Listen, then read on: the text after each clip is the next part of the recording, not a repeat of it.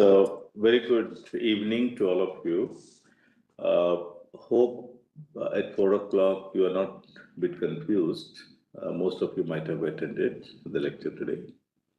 Uh, Nevertheless, if you know someone who may not be, available today, just let them also connect to each other and make sure that they all attend. Uh, Now, yesterday, we have seen that, the importance of distribution system infrastructure at large. And at one given point of time, we also discussed about PMUs for distribution system. So when you talk about PMUs for distribution systems, PMUs are very important, okay? In transmission systems, they are commonly used for getting the data from different substations and then communicating to a central location, and hence further data processing being carried out and dissemination being made. But in case of distribution system, we can still have PMUs, but they will be very, very expensive if you like to get data from each and every point. So what we do normally, we go for actually state estimation, where I collect the data through acquisition, either through some sensors or through PMUs, and then estimate the voltage profiles at different points across the distribution system. So if there are 10,000 buses in Jaipur city, I can have only 10 or 50 or 100 PMUs maximum, and then predict the other estimations through a standard algorithm. All right. So if I have a measuring device to get my data voltage, for an example, and then that data will be erroneous. So and hence, if I predict through state estimation, they may be slightly erroneous. But if I have PMUs, either I can put PMU at all 10,000 locations. I can say it is a perfect measurement of my system, but that I cannot afford to do it because of its cost. But if I have actually, let's say 50 to 100 PMUs, and then if I can manage to predict all the 10,000 locations, then that would be wonderful. But when I have 50 to 100 PMUs to measure 10,000 nodes data, then I need to place them optimally so that the prediction is perfect. And hence, first, actually, the role of PMU in distribution system is important, but we cannot put it everywhere because of its cost and numbers, and hence optimal placement become very important. So today we are going to talk about how smartly we can estimate the variables at each and every node of a distribution system using PMUs by optimally placing them at different locations. Is known as optimal placement of PMU in a distribution system. And second question, why do we have PMU? Because we are interested to know the real-time data of each and every bus to process some other variables in a distribution system. Is it okay? Good. Now, what are the things you'll be talking about? First, basic introduction, and then why we go for optimal PMU placement. Then what are the models available today for PMU placement? How do we formulate the problem? There are a few experimental results, and then different classical and non-classical techniques to find the optimal placement. And there are a bit of case studies for IEEE transmission systems. Now, if I talk about optimal placement of capacitor in a distribution system, optimal placement of PMU in a distribution system, optimal placement of certain actually phase changing transformers, perhaps actually. So there are many devices that we cannot afford to put everywhere. We have selected devices that need to cover the complete distribution system. So the algorithm is not going to be extremely new, but the PMU instead of a capacitor placement become a very, very new objective today. Good. So first of all, if you have a PV integrated bus, or if you have a wind integrated bus, or if you have a battery integrated bus, then it is mandatory for me to know the health of that bus actually all the time. Right? So let's say 10% of the buses are of this nature. So then I'm forced to put at least 10% of buses to get me continuous data of my wind generators, PV generators, batteries. But there are n number of buses actually which are not very important, but still I want to know the data. Now, why do I know the voltage at each and every bus? I can go for a load flow analysis to do uh, the bus voltages. Am I right? How do I know? Let's say there are 10,000 buses. How do I know the voltage at each bus? I must know the line parameter of the distribution system, carry out some load flow analysis, and find out the bus voltages. Then it is fine. Then why PMUs? At same time. What time? At same instant we want to measure, because big flow analysis we do it may change slightly. Actually, the issue here, when I'm interested to know the voltage solution, then I need to know the line parameters and loads at each and every bus. Unfortunately, when I carry out a load flow analysis, I may take actually a little longer time. So I have to carry out the load flow analysis prior to a particular time t, and I have to predict or assume the bus loads or angles to know the voltages at each and every bus. And those predictions not necessarily to be accurate. But when I'm putting a PMU, that means I'm getting the exact data of the P and Q at each and every bus. Try to understand.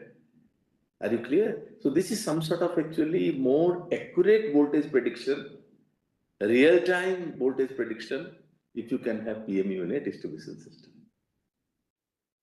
Are you getting my point? Why PMUs? Because you can also get a voltage solution, I can also get a voltage solution. But in your case, you need a longer time to process, which is very challenging. For 10,000 bus, simulation will take at least 20 to 30 minutes, or maybe 10 minutes, even 5 minutes, even 1 minute is not good for me. So I need to know the voltage solution immediately with accurate data, and for that I need to put a PMUs at each and every location, and that's why actually the PMUs are popular. Great. That is one. So there could be still time gap, but the time gap could be 30 seconds, 40 seconds, very close to reality, right? Then increase its uncertainty both in generation as well as demand. So now whatever I do in a renewable integrated system, my load calculation, generation calculation, P, Q, V, delta at each and every bus, whatever I predict or guess will be always uncertain. That leads to major disaster, okay? And hence we need to go for advanced monitoring and control methods. And that monitoring is perhaps one of the method, which is my PMU. So real-time information from measurement devices connected to the network is required for state estimation and other analysis. That means I need to measure and then further estimate. Okay, and this process we can do through I can put a voltage sensing device, and that can, through communication channel, can give me the control center, centralized control, what is the voltage at a particular point. But by the time I get the data, it takes almost few seconds. So we need to go, most popular measuring device is my PMU, which is very accurate, very fast, okay, and real time stamping data. Good. Is it clear the concept? Why PMU, why optimal placement, and why state estimation? All three are clear, and all three are the bigger problems in distribution system. State estimation for an unbalanced three-phase system is not easy. PMU design development is not easy. Putting at selected location is not easy. And calculating many parameters by tracking the data from PMU is also not easy, because distribution system is very big. Now, PMU also must be having sensors inside it. No. It will be having actually few sensors, but it is not about sensing the data. It is basically calculating through, for example, if I'm interested to know what is the voltage here. So the voltage will be measured at a particular point, and that measurement data is communicated through satellite actually. It is, measurement will be done through a sensor, but the data is communicated through satellite. So the fastest means. Yeah, that's correct. Okay, so every PME will be connected to satellite, and the satellite will be providing to control center. So immediately, within like a mobile, I talk to you, the moment I call, you are there. Am I right? But if you put a sensor which will measure voltages, then transmit million times from million points, which is very, very difficult for me. So PMU installation is limited by economic and infrastructure constraints. So we cannot have thousands of PMUs. They are very selective in nature.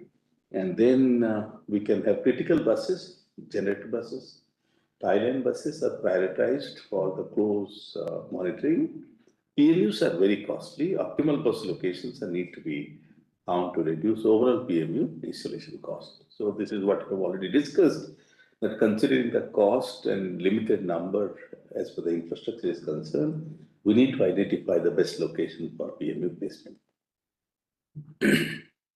So this is what the model is all about. So what we do, we get the network data. Then we do have actually base case DC OPF because it is basically optimal power flow algorithm. But DC OPF is quite easy to simulate. AC is very complicated. And then you get some results. Then you PMU cost minimization, optimization. Then you do state estimation constraints. Then there are observability constraints. And then finally you get locations for PMUs. So what I wanted to highlight here, the system data, number of PMUs, are those PMUs are satisfying my observability constraint. What do you mean by observability constraint? Means the predicted data at each and every bus, what I'm doing, must be as close to my reference one. That's what actually we have a base case OPF. Means I will have a standard OPF solution. I don't trust exactly the PMU data, but to make sure the PMU data, what it is giving to me after my estimation, they are not extremely far away from the previous data.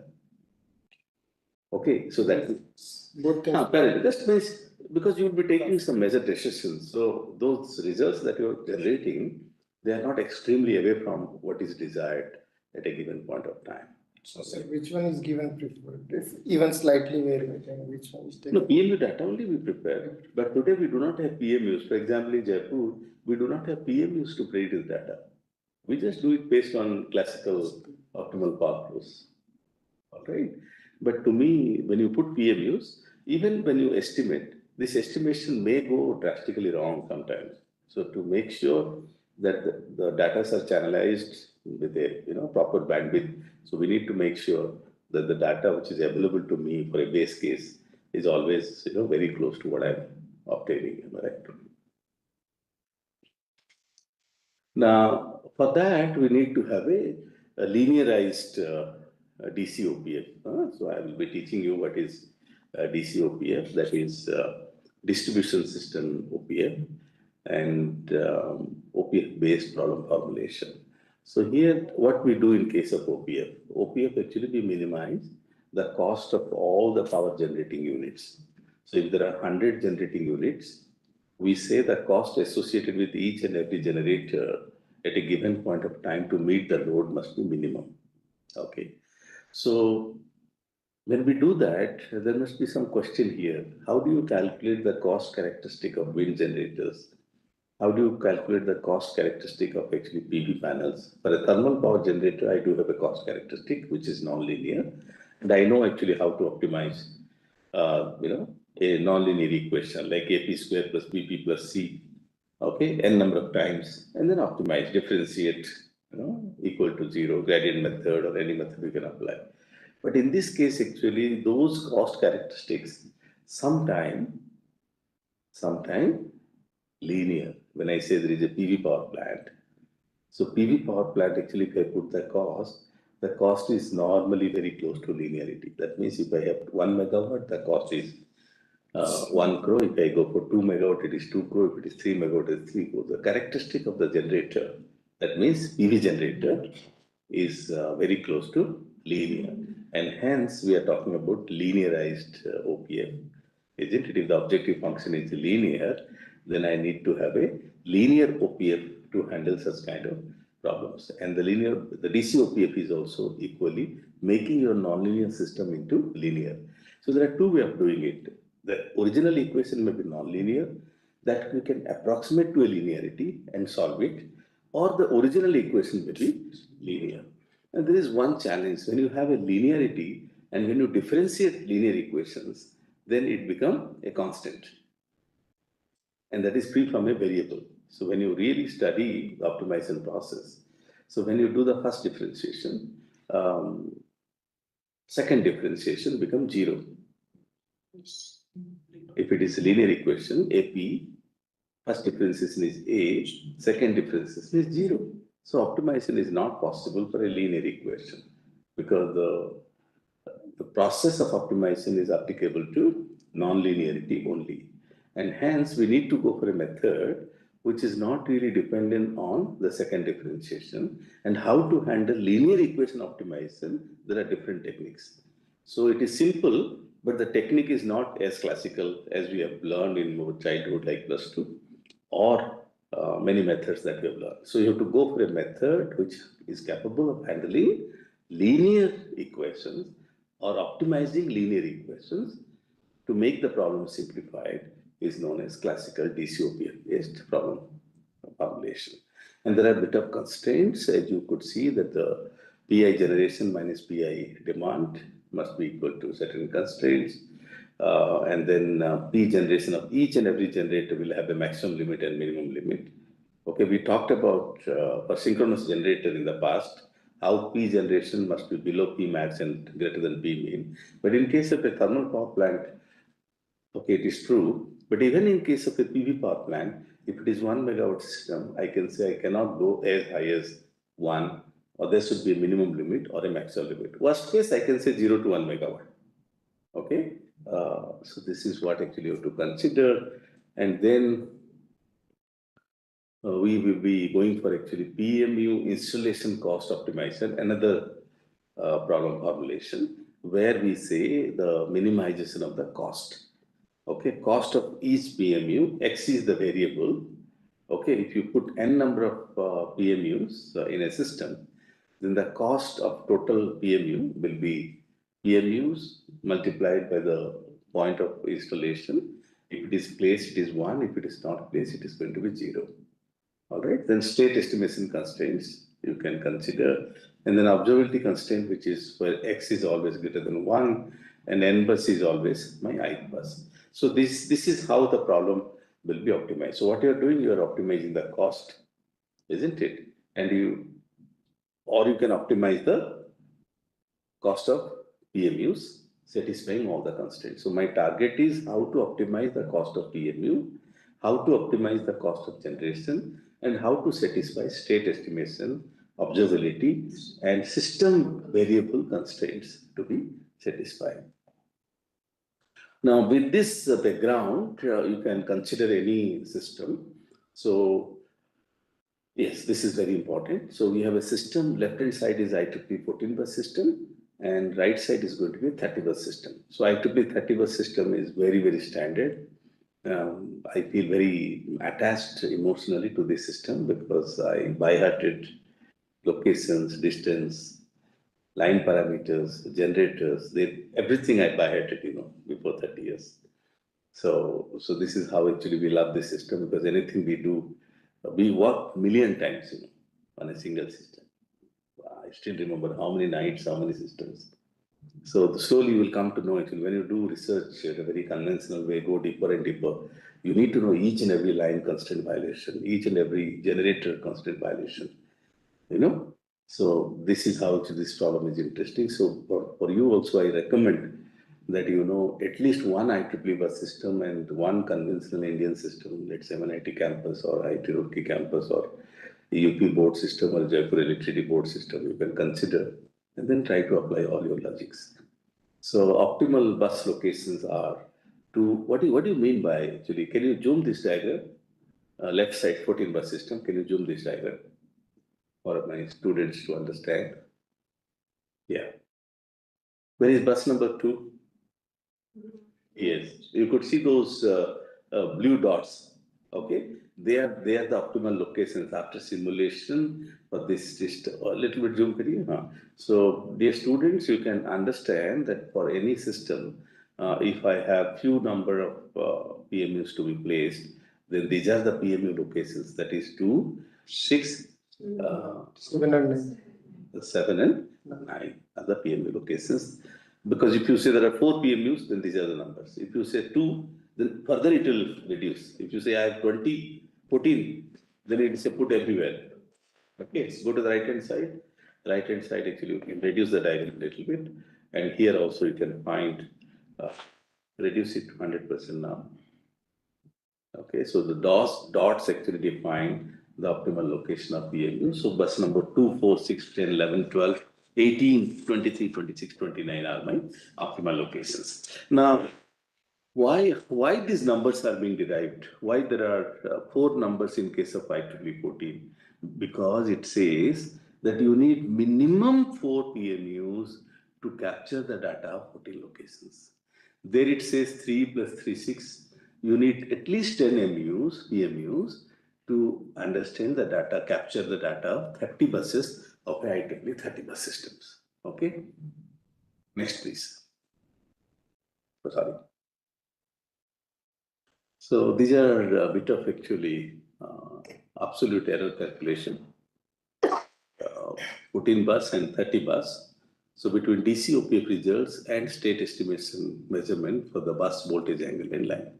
So what we do using a classical optimal path flow, we get the values, and then through estimation, also I get the values. I'm again repeating, please try to understand to avoid confusion. If you give me any system, and if you give me the generation data, if you give me the load data, if you give me the line data, then I can find the optimal generation outcomes as well as the voltage angle solution at each and every bus. That we all know how to do it, that is load flow. But if generators are connected, that is known as optimal power flow.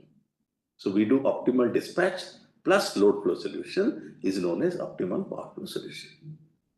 But now we like to avoid that method because that method is not in real time to me. I like to do it faster in a more accurate way. And so for that, I have gone for actually state estimation. So when I go for state estimation, then some of the buses must be able to capture the real-time data. And based on those data, I can predict or estimate the voltage angle solution of other buses. And to do that, instead of putting a simple sensor or a measuring device and communicating to the centralized location, we are trying to put PMUs so that the sensing will be very perfect and the prediction and state estimation is also going to be perfect. And this is what actually the comparison the researchers have done for a DC OPF voltage solution as well as actually using a state estimation technique. All right. So because DC OPF is perfect, there is no doubt. If the measurement is perfect, then DC OPF is perfect, but it takes time. And 99% in real time, the DC OPF will fail because you had a predicted data and that prediction may not be in real time. I predicted P is equal to 2 megawatt, but when the time passes, then the P may be 2.2 megawatt. Are you clear? So that's why they've see the errors actually, the way they have defined actually, the absolute error actually they have measured for 2014 bus and IEEE 14 bus and IEEE 30 bus. And there are absolute error calculations for different buses and for different lines and different buses. So reasonably there are lines actually we do experience bit of flow errors, and for buses actually we experience bit of actually voltage errors. So errors are actually very common and nothing to surprise about it. Okay, but these errors are actually very interestingly very small. It is less than 10 to the power minus 3. So and hence they like to claim that the state estimation techniques with proper measurement is going to be the perfect one.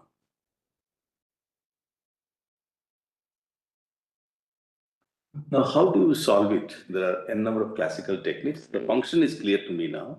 So we have n number of techniques. So the first one is going to be binary linear programming used to solve a system of linear equalities or inequalities in binary unknown 0 or 1. Mixed integer linear programming, at least one decision is not an integer. Nonlinear programming, either the objective function is nonlinear or one of the more constraints are nonlinear. Okay, either the constraints are nonlinear or objective function is linear. But in case of linear programming, objective function is linear, constraint is also going to be linear. What is graph-based theory? Study of relationship in terms of nodes and vertices and is used to model pairwise relations between objects. And then, but most of the time, actually, we have to go for classical technique, though, my expertise is in meta-heuristic for a very long time, but still I'm favorite for classical techniques. So anything that I do, I always apply for a classical technique method. So specifically, to my understanding, that unless you have a classical technique, any technique that you apply may not guarantee a good solution. So always try to have a classical technique, very basic one, and then you apply any meta-heuristic technique, and then say that your technique is working well. Many times what we do, we don't do anything. We directly apply meta-heuristic and we say it is working well. Bit of manipulation, which is not true, isn't it? So we need to really have a classical technique. I'll be very happy that if you people can apply at least a linear optimization for micro PMU placement or voltage solutions, isn't it? And then do it for IEEE 14 bus system.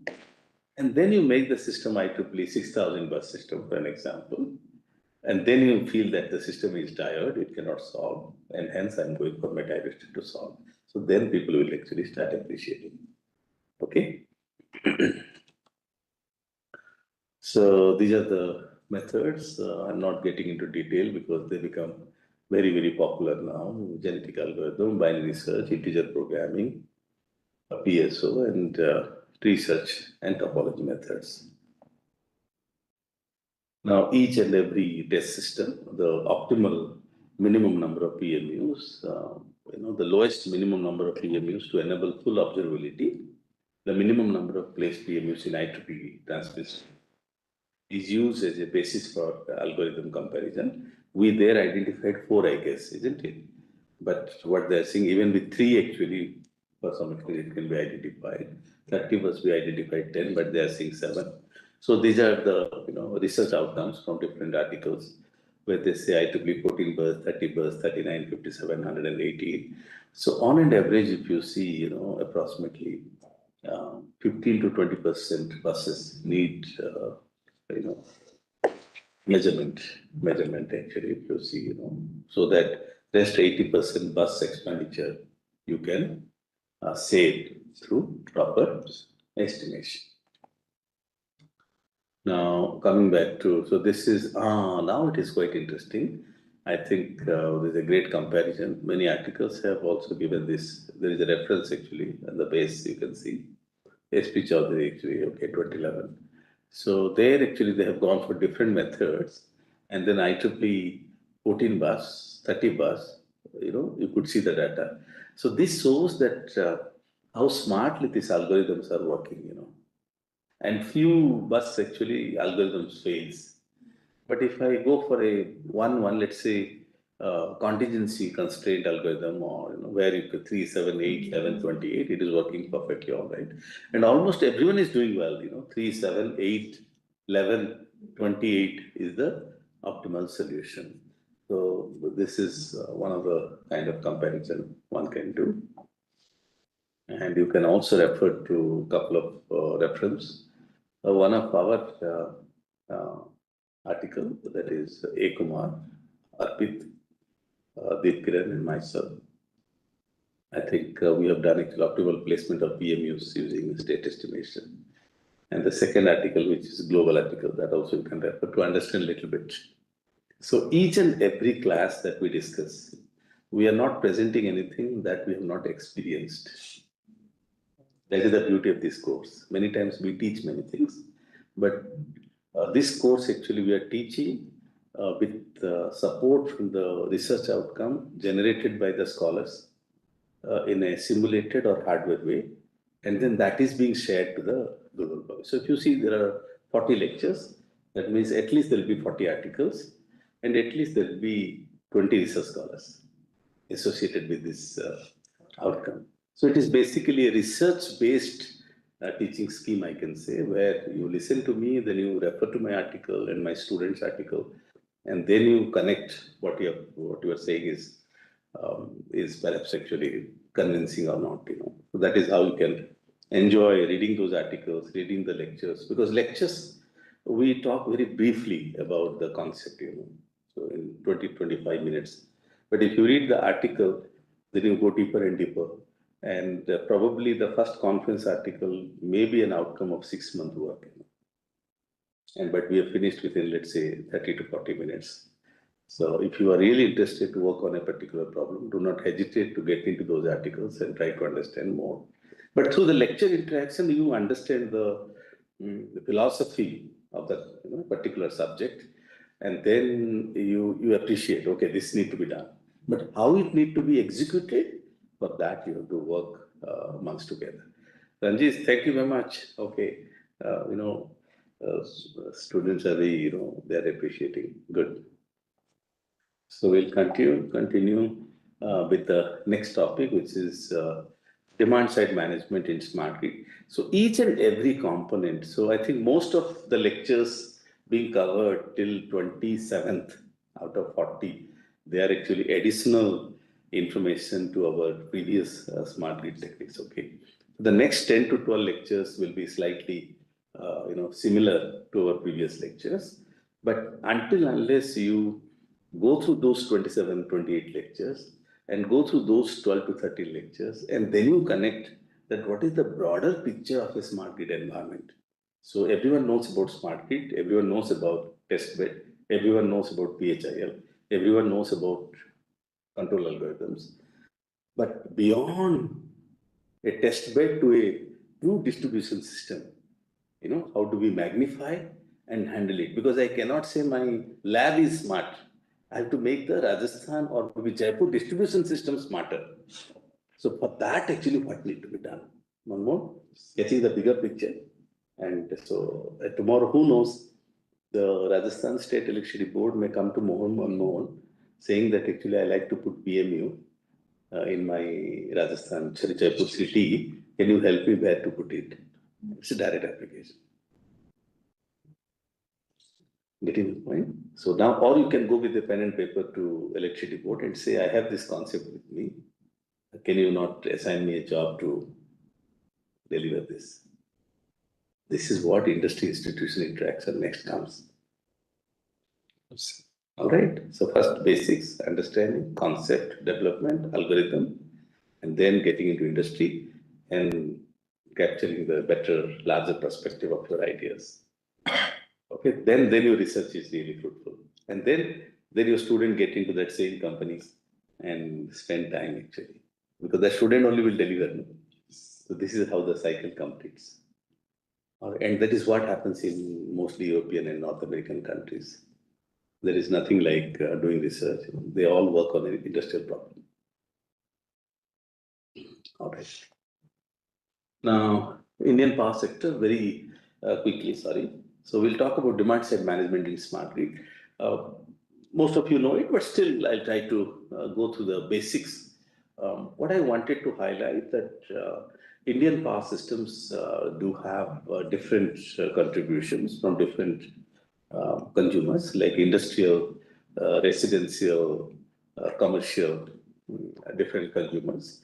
And installation capacity in 2023, if you see, almost similar to the pattern that you have seen in 2017. Okay, but only thing is actually the percentage of actually coal is reducing and the renewable is keep on increasing. Now, if you see, this is one interesting thing. I mean, all of you please concentrate. In 2014-15, 15-16, 16-17, if you see the deficit, energy deficit column at the end, it was close to 5%, 3%, and 2%. Why I'm giving those details to you? Just to feel that 10 years back, we were energy deficit country. And today, we have surplus power. This value instead of minus 1.6, probably today it will be plus 2%, let's say. So slowly, actually, minus 10 to minus 8 to minus 5, minus 3, minus 2, minus 1, minus 0.1, and then plus 0.1, plus 1, plus 2. And days will come, we'll have plus 10%, 20%.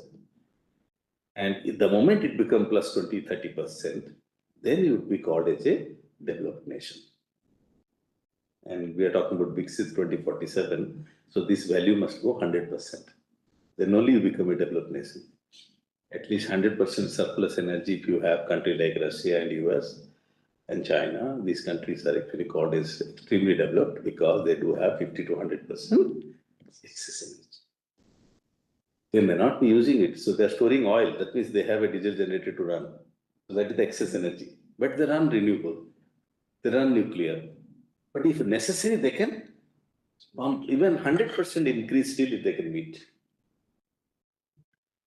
Okay, they're preserving oil actually for next 100 years.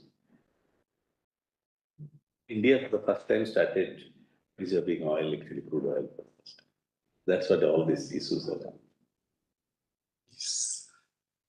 So, what I wanted to say, there was a time we had energy deficit, but now we have actually little bit of excess. So the question before me, that if I do have 2% excess energy, peak energy, then do I have to go for demand side management? Because demand side management, you to shift peak load off, okay, to off peak load so that this deficit will be controlled. But when I have no deficit, do I still have to do load shifting? We have no surplus. I think, dear friends, please try to understand it is still important to have actually demand side management program even with surplus power, because if you shift peak to off peak even with 10% surplus, then you will have 20% surplus by doing this. So demand side management, load shifting, demand response are continuous process. Irrespective of excess energy or deficit energy scenarios, these methods are going to help you. But one thing is very clear, if you are not having extremely surplus power or if you are energy deficit, then demand side management becomes mandatory. But you have any point of time, demand side management become mandatory, because if you have 100% surplus, let's say, you will have 110% surplus through demand side management. So your investment for new installation will be delayed by a couple of years. कल आपको जो power plant लगाना था उसको आप परसों कर सकते हैं. So demand side management is an important, mandatory, because many times people may ask you, you have enough energy, then why you like to force your consumers to go for off-peak hours? You said, yes, we like to do it because I wish to avoid or delay my investment for next 10 years. How can I do that? Got it? So this must go along with your surplus. So what is demand side management? Alteration of customer's electricity consumption pattern to produce the desired change in the load shapes of the power distribution system. So in the distribution system, you allow your consumers to behave in such a manner so that the load profile will change. And that is known as DSM. Focus on utilizing power saving technologies, electricity tariff, monetary incentives, government policies to mitigate the peak load demand instead of enlarging the generation capacity or reinforcing the transmission and distribution network. Very, very important. It is not only delaying the investment for my generation, but what about my transmission network enhancement? There is a consumer who is taking X megawatt of power. If I make it 0.9, so then the reinforcement of my transmission system got delayed by 10% of the time. So instead of 10 years, now I can do it in 11th year. Very, very important. So objective of the demand side management could be maximizing the use of renewable energy resources. Another thing, evacuation of renewable energy to the consumer is possible only through your demand side management. If you have renewable rich area, then I can force this gentleman to follow the load generation pattern of my renewable energy. Those are sitting in Jodhpur. If they follow the wind power plants, then probably the energy which is produced in Jodhpur need not be transmitted to Delhi or Mumbai. They can consume it. But today what is happening? They are being transmitted, again drawn. It goes to Bombay in the night and morning it comes back. Is it not a foolish idea? But if my customers can be told that your electricity bill is 50%, if you follow the generation pattern of wind power plant, it's a great initiative. Because in those, if you go Jaisalmer side, there are wind power plant and no people living there. So that energy must be pumped back to. So what I'm saying, at least Jodhpur people actually must utilize that power instead of giving back to some other location. So this is a very, very exciting topic. But nevertheless, there are n number of challenges. We people are ambitious, but we are not very serious in the sense people may question that why do I follow the generation characteristic? I will have my own comfort. Am I right? So you need to provide some benefit. So we are all price elastic people. Means if you reduce my electricity bill by 10%, I will be happy to follow. So that is the government policy. Government policy must be encouraged to do that. That's what many times I say. If you like to give free power, you give it, but give it at a particular duration of the day. That is to me 100% incentivize me. I will say that if you use electricity between 4 a.m. to 6 a.m., then it is 100% subsidized. Don't say free power. You say subsidy will be given to you if you use between 4 to 6 a.m. If you use between 6 to 10, then you have to give 50% charge. If you use beyond 10 a.m., you have to give 100%. That is what that need to be done. हम लोग भाषण में कुछ ना कुछ कह देते हैं. Isn't it? So that is what actually a country to grow, we have to be extremely careful. Now moving back to demand side management actually strategies, as you could see, there are different characteristics.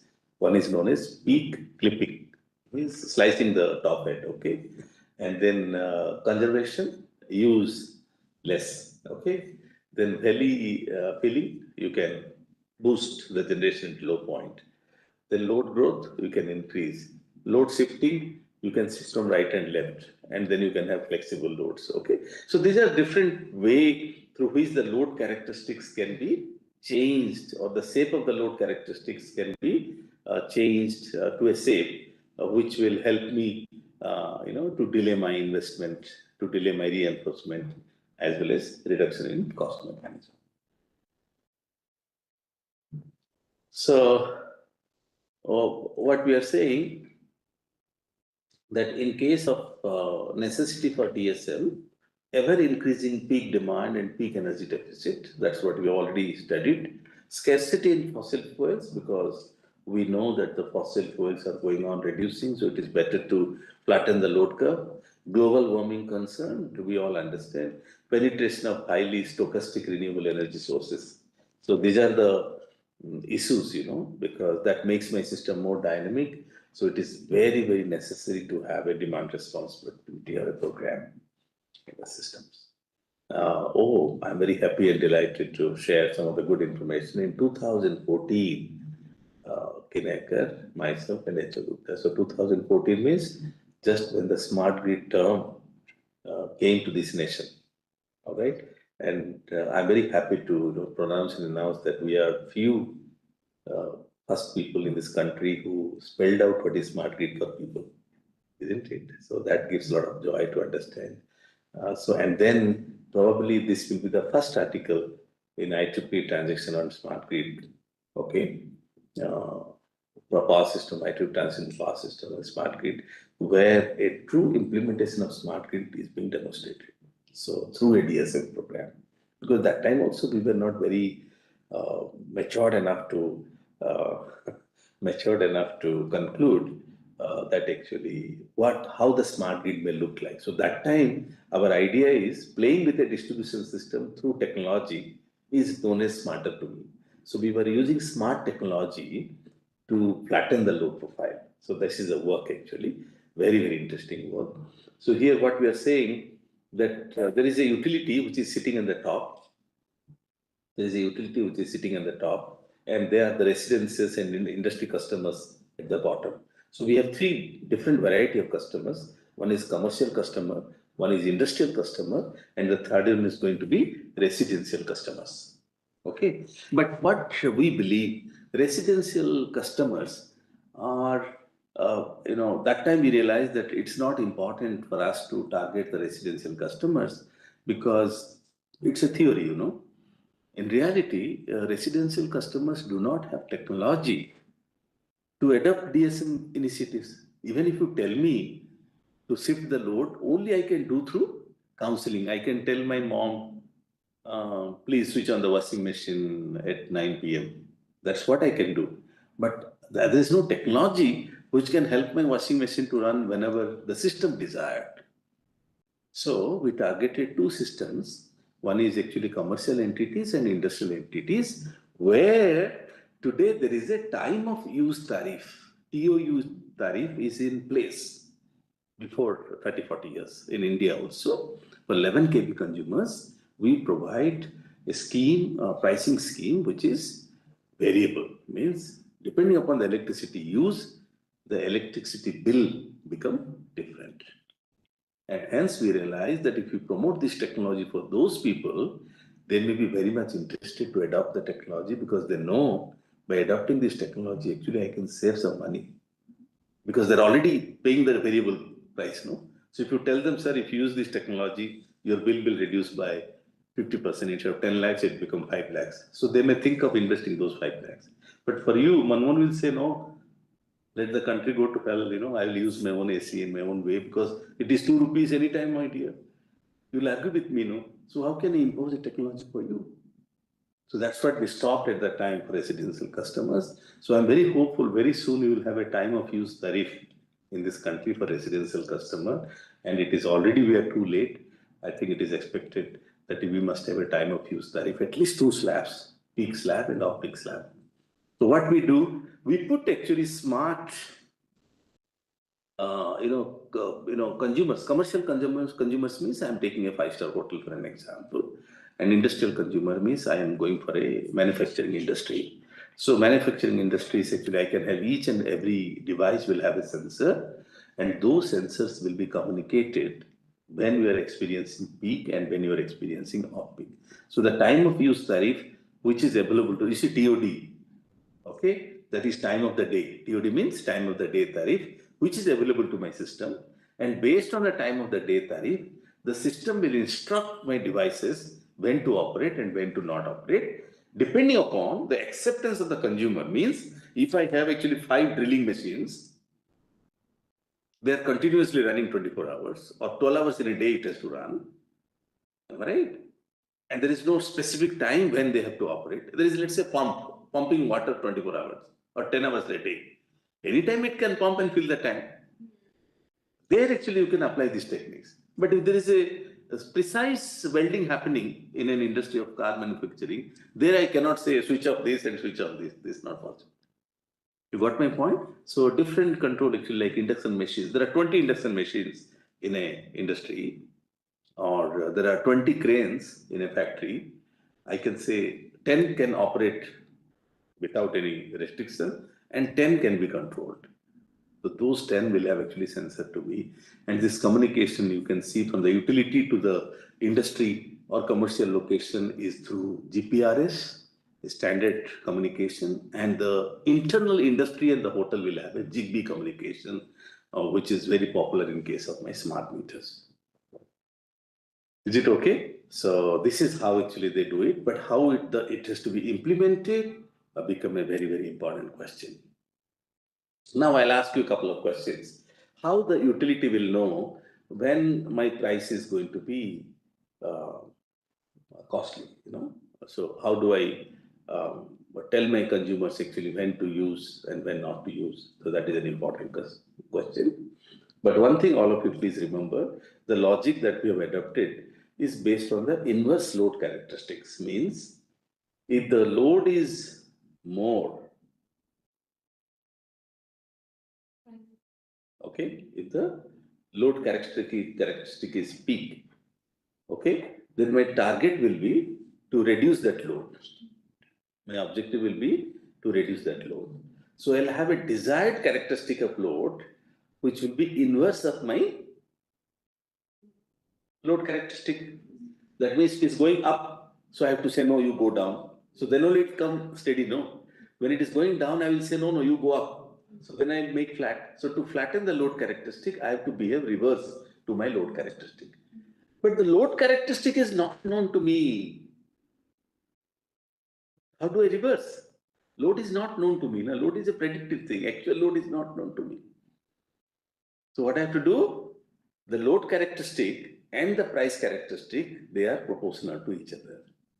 If the load is more, the price is more. If the load is less, the price is less. So what we have decided actually, we know the price in advance and take the inverse of price, and that will be my load tracker actually. I will track the load based on the inverse price characteristic. And that is the innovation. Very small logic, but this is a great thought process. And hence, we track the load and try to make the inverse of price. So that means I have a price characteristic that I will inverse and make my load characteristic and try to track so that end of the day you will see the things are optimized. Please read those articles, beautiful articles, like a story you can read. And we were innocent, so we give everything to public. We write everything very thoroughly, very perfect. All my articles, if you read, they're very well drafted. I tell my scholars not to keep with us. Let the society learn and understand. So if you read my article, within a day you will understand what we have done.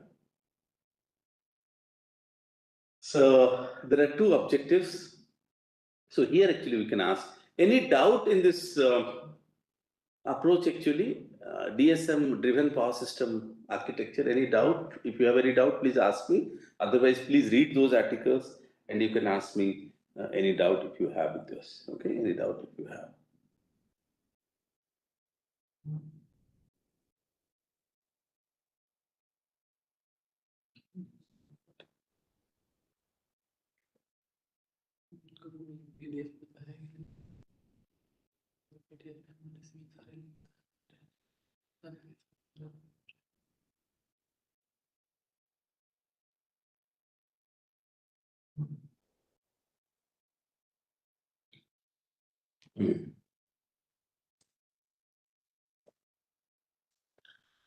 Okay, got it? So this is one interesting thing you people can work and probably you can even implement in a real time and you can even experiment it, okay? So moving further, so it seems that they have understood what I've said. So there are multi-objective DSM and there are, what they are saying? We were asking link for that, so we said it's already there. Yeah, already there, yeah. So what we can do, there are single objective and there are multi-objective optimizations. So what happens actually, flexible devices are shifted to bring the actual load curve as close to the utility or customer design objective load consumption curve to provide benefit either to the utility or user. Now the question is, by doing so, we are getting some benefit. And how that benefit to be shared? Because of flattening the load curve, the utility is getting benefit, the consumer is also getting benefit. So if I simply tell you that you follow me and use this and I take all the benefit, then my consumers will not adopt it. So we need to share some of the, and if I say give 100%, then utility will not invest all this money. So there should be a sharing mechanism. So we said that we can minimize 50% benefit to the utility and 50% to the user desired load demand. So what we say, minimize actual load demand minus 50% of utility specified desired load demand and 50% user specified desired load demand. So basically utility 50% gain, users also 50% gain. So objective load consumption curve is set to provide benefit to both the parties. So second one is also again, nowhere it has been written. We have not referred to any textbook. This is just out of box thinking, because हमको पता है ना भारतीय कैसे behave करते हैं, तो जब तक हम थोड़ा सा बेनिफिट नहीं देंगे तो काम नहीं होगा एक्चुअली. तो हमने प्रपोज किए थे, but nobody had adopted as of now. But I'm very sure future, even if you bring an idea, then you have to give something to the utility, something to the consumer, and then this is realizable. What are the constraints actually? There are few devices which cannot be shifted. For example, a hospital load I cannot touch. There is a manufacturing load, where the manufacturing process cannot stop in between. Let's say semiconductor manufacturing entities, they cannot be disturbed. So there are a number of devices shifted cannot be a negative value, means you cannot do that. The number of devices shifted away from a time step cannot be more than the number of devices available for control at the time step. For an example, you are making a tandoori item in your micro oven and you are saying 15 minutes and then you switch it off. Again, you switch on the micro oven after half an hour, that food will not be ready now. So you cannot play with the kitchen. Isn't it? Similarly, there is a washing machine, there is a process. You cannot say that the washing machine will run for 15 minutes because it is free power. And then with soap, actually it is soaked for 3 hours. And again, tomorrow morning it will operate. Your clothes will be wasted. So we say if the washing machine is on, then it has to run for minimum 2 hours till the job is done. If the kitchen in a star hotel is on, then it should be off by a particular time. So these are the restriction of devices. Am I right? So connection times of devices can only be delayed and not brought forward. Isn't it? The devices cannot be delayed more than a predefined maximum limit. You can delay, but even if you delay it, actually there should be a limit. For example, there is a refrigeration system, very big, for storing food, let's say. If I like to disturb that system, I can disturb a limited period. A potato factory can be disturbed the AC system by 5 to 10 minutes because the chillness will remain chill. For example, fridge, if you switch it off for 5 minutes, it is not going to create a problem. But if you switch it off for 2 hours, that is going to create a problem. In the process of saving 20 rupees, you will waste your 200 rupees food. Isn't it? So all these restrictions are being taken care of.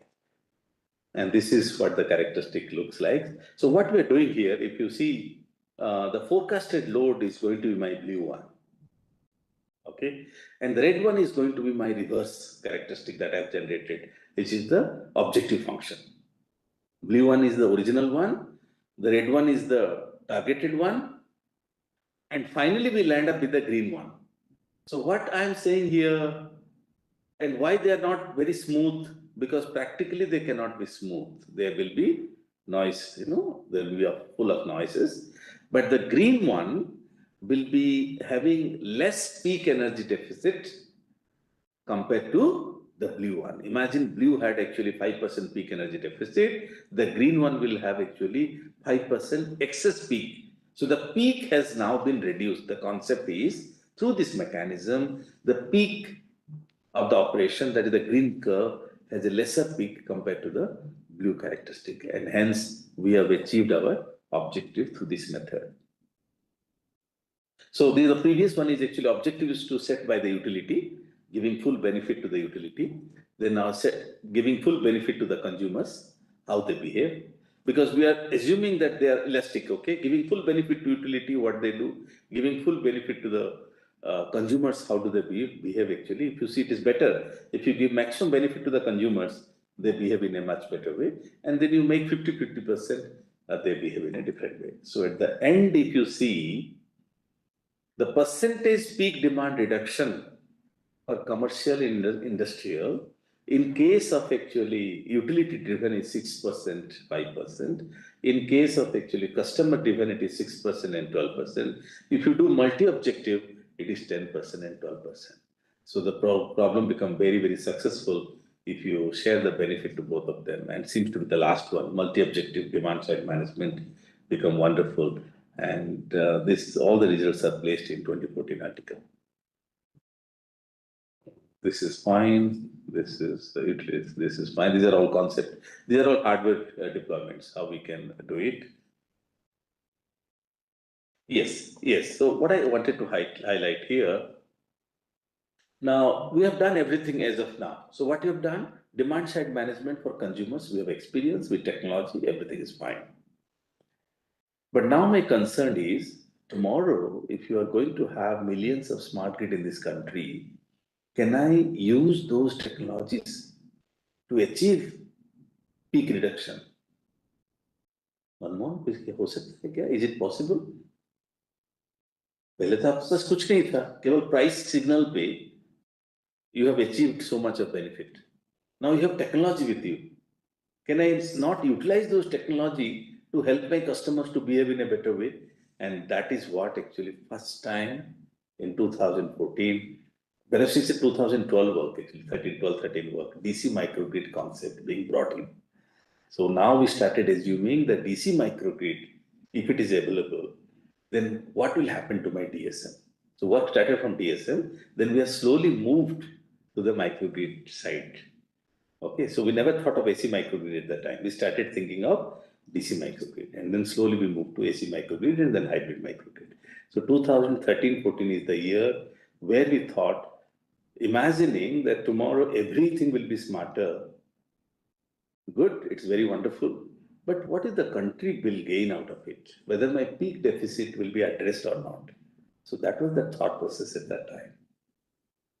By doing this peak energy deficit, if you are able to address, means indirectly I am helping my rural India not having any electricity cut. बिजली जो cut होता है ना, उससे मुक्ति मिलेगा ना.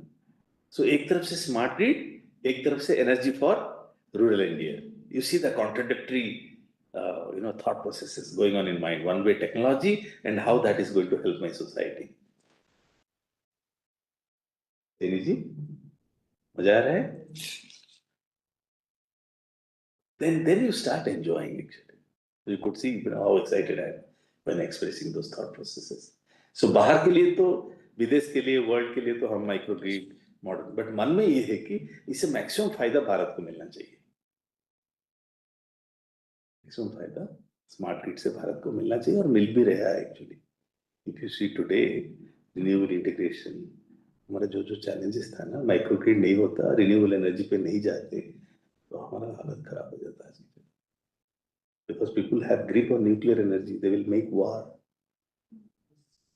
If you have your own nuclear energy, don't you feel we have capability? But why we are not doing it?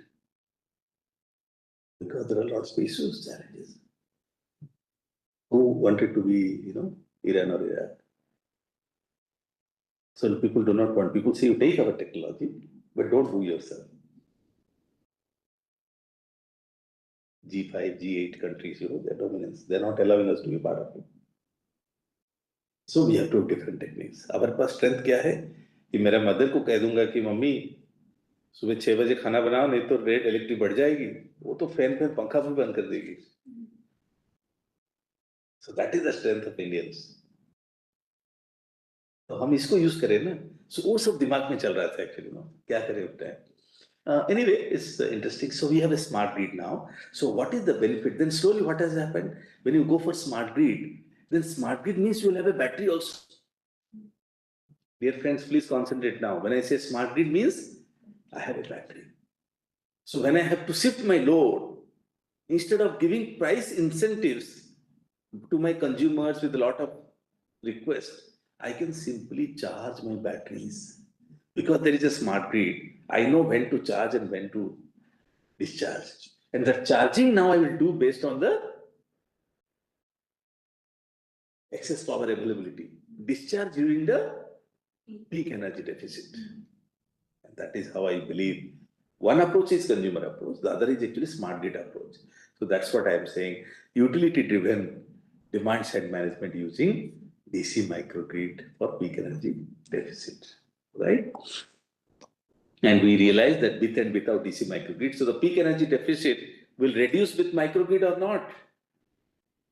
It will reduce, peak energy will reduce. So that means you could see, this is a comparison, all of you please have a look. If you do not have a microgrid, the peak reduction with a basic concept is 12%.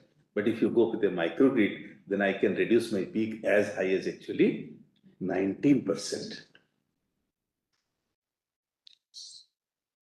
Because there is another tool, I got it because of smart grid. Renewable energy, battery, they're all controlled now. So I can tell my battery to charge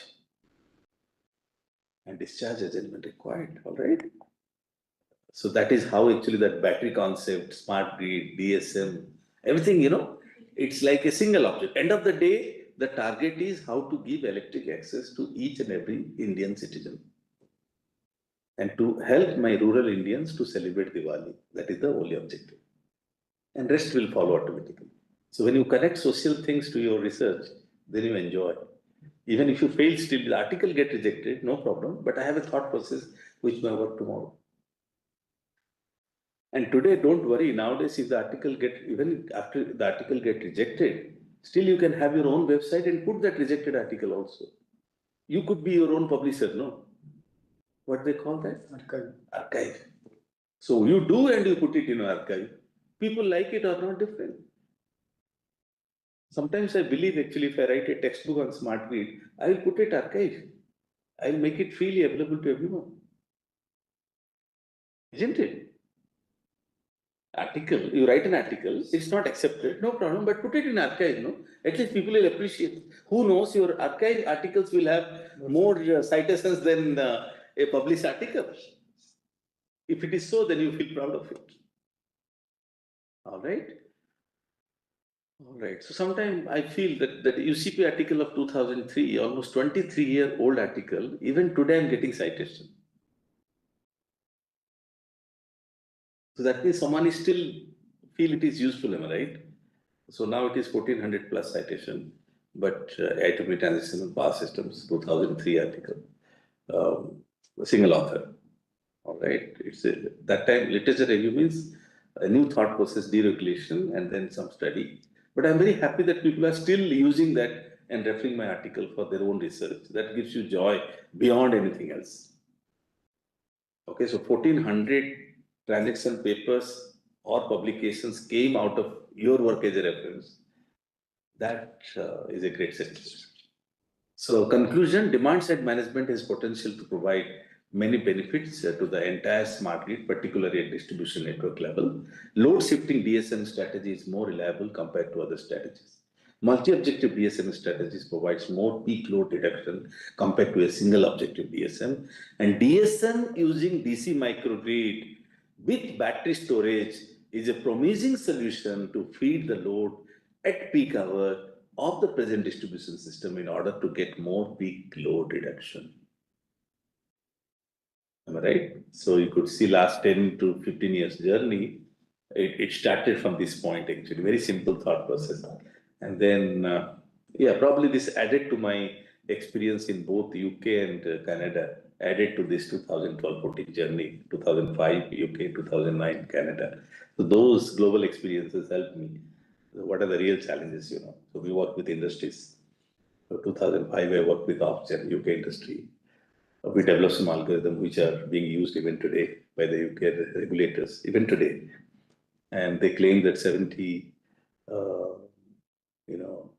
million pounds they got benefit out of our algorithms, so though they have paid also a little bit to us. And then 2009-10, we worked with a Toronto distribution company.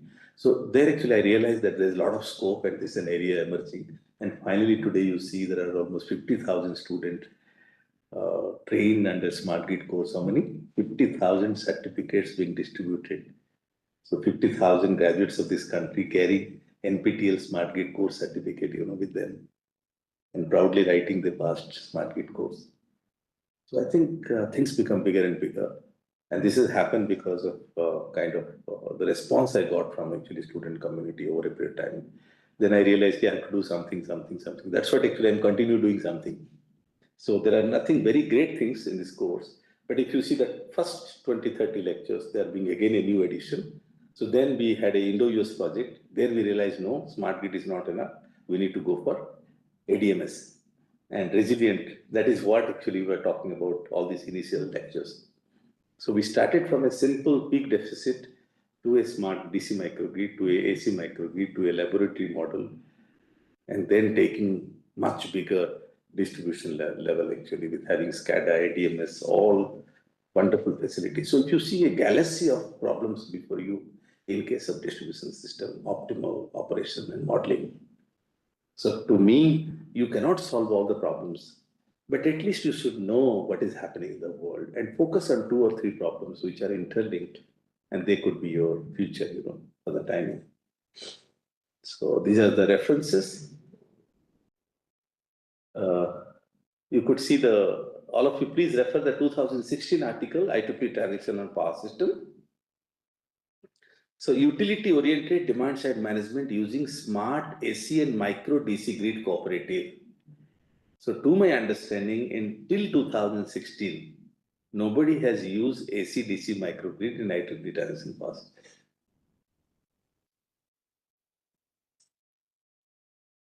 First time, probably, okay. And then IEEE smart grid become very popular and other things happen. But very quickly, we are talking about using a smart AC grid as well as a DC microgrid. If you see the first article where we thought about very simple, 2014 IPS, actually very simple article.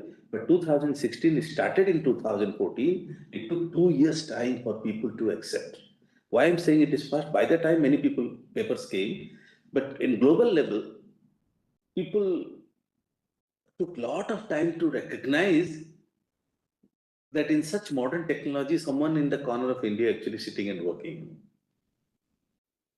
And they took 2.5 years to accept this article. But finally it got accepted. And very interestingly, we had a real-time data, I'm not naming it, one of the power system in Mumbai. I had an opportunity to, they appointed me as advisor for some time. So I got the true distribution system. And in UK, I worked on a real distribution system. In Canada, I worked on a real distribution system. And in 2010, I worked in Indian real-time systems. So all these systems, because I cannot disclose those systems because there is a contract. But what I'm saying, this experience helped me that this is feasible. In Mumbai today, this algorithm has been deployed by a utility. And they're doing it for last 10, 15 years, doing so well. All right, because they have to operate diesel generator to meet the peak demand, which cost is 15 rupees per unit. But if they give 2% incentive to customers like us, they can reduce the generation from the diesel. So DSM is a $1 million problem for them, no? To address economics. Isn't it? So interesting. Thank you very much. Wonderful. So today we talked about very basics, not too much of complications, but it's quite interesting. Thank you for now. If you have any questions, please do not hesitate to ask.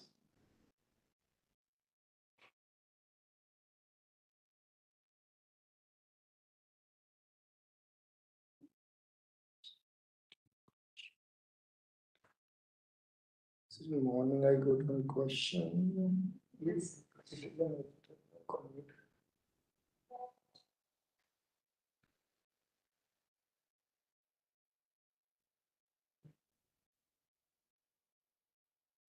I was asking, my question or advice from sir is that for any gated community comprising of 500 flats with demand of 5 megawatt, can we able to implement our own solar PV aligned Yes, you can. with discom power disconnection? Yes, possible. Today it is possible. All right. So like we need not to take any permission from utility like that. If I have my own like colony of 100 houses and we You will have a single industrial meter. isolated. No, you have to pay. You have to get electricity access, no? No, Or you do not want to have any access. everything isolated. So you have, how do you generate power? Renewable. Solar. And diesel generator backup, Yes. a battery. Yes. You can have your sources, The no? question is that whether they will object or not. Nobody can object. I can construct a house without electricity connection. Still I can survive. It is not mandatory. I can have a farmhouse, having my own house with electricity access possible. But if Obviously- I need some time, then it's okay. We can take connection. No. You cannot. Connection means 5 megawatt is with me. Whenever I need some surplus power, then I can take from grid. so. Then you have to grid connection, no? So then that connection will be there all the time, no? Yes. So you have to tell the utility that I need 7 megawatt peak, 2 megawatt is contracted, and 5 megawatt I will generate my own. Fine. If not required, then we can do isolated. No problem. Even today, you see, I'll tell you a very interesting example. My father-in-law, who is very excited that you are doing great research, why don't you help me to reduce my electric bill? He's a reasonable rich person, so I said, what I can do for you? He said, you make my electric bill zero. So I put a PV panel to start with. And today, his electricity bill reduced almost by 50%. And he's very, very happy. Because when he sees the electric bill reduced by 50%, he's so excited. He calls me. My bill got reduced by 50%. All the time watching how much generation coming from PV. All right. So he has a roof, he has a good roof, so PV panels. And then there's a battery. And wonderful. No electric bill. Perhaps few months he doesn't pay anything. So when there will be a surplus So of, nobody objects actually. Huh? Tell me. so when there will be a surplus of energy with India, suppose 70%, 80% or 100%, and there is one option that we should use diesel generator, we should save diesel